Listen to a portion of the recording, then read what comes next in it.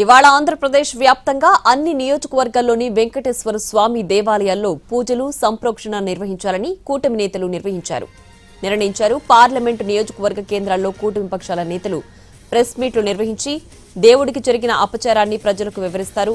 వివిధ మఠాధిపతులు స్వామీజీలతో round table సమావేశాలు నిర్వహించనున్నారు. ఈ మేరకు ఎమ్మెల్యేలు అన్ని నియోజకవర్గాల ఇన్ఛార్జీలకు సమాచారం పంపించారు.